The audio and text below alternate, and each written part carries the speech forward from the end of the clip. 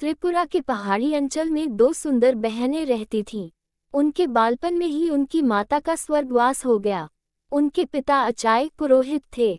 उन्होंने पत्नी की मृत्यु के पश्चात दूसरा विवाह नहीं किया।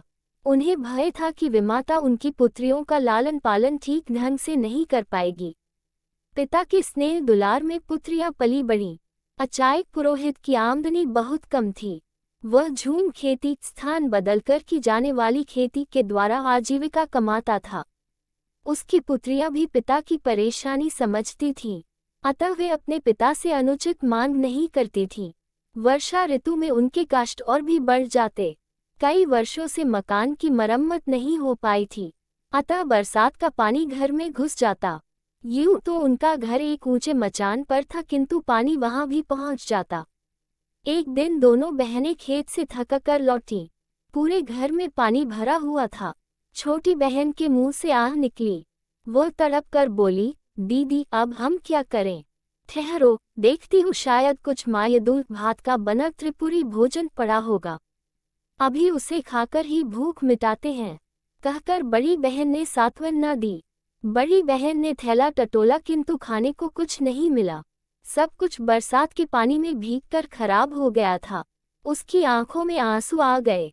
छोटी बहन का दुख वह सह न सकी। उसने प्रतिज्ञा की कि मैं उसी को अपना पति मानूंगी जो मेरे घर को संवार देगा। जिस तरह सबके कष्ट दूर होते हैं, उसी तरह वह दुखभरी रात्रि भी बीत गई। अगले दिन जब दोनों बहनें घर लौटी तो घर की कायापलट देखकर दंग रह गईं। सारे घर की मरम्मत की गई थी तथा खाने पीने का सारा सामान भी मौजूद था। इतने खाद्य पदार्थ उन्होंने पहले कभी नहीं देखे थे। अचाय ने भी घर का परिवर्तन देखा तो उत्साह के साथ बोला, हो न हो, ये तो वनदेवी की कृपा है। उससे तुम लोगों का कष्ट नहीं देखा गया, इसलिए उसने हमारी सहायता की है। पिता तो भरपेट खाकर सो गए, किंतु बड़ी बहन उनके अनुमान से संतुष्ट न थी।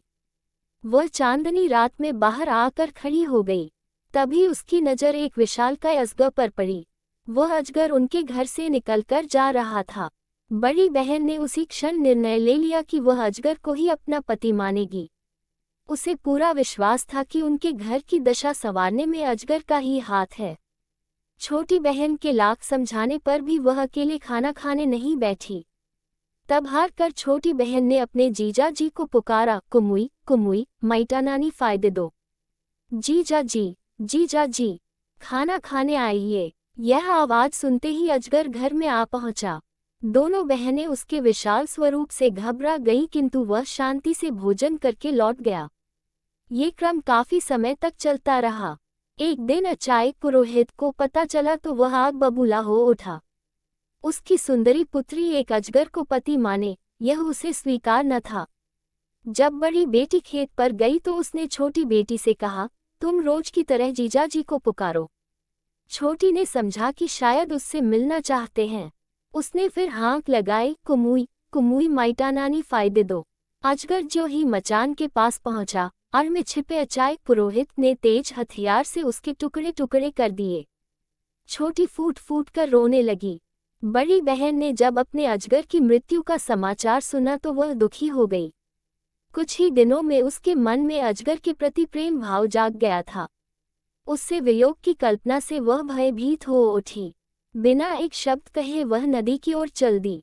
छोटी बहन भी उसके पीछे चल दी। बड़ी ने आंखें बंद की और रोती रोती नदी के पानी में उतरती चली गई। बेचारी छोटी उसे पुकारते रही, मत जाओ दीदी, मत जाओ दीदी। बड़ी बहन ज्यों ही नदी में उतरी तो सीधे एक राजभवन में पहुंच गई।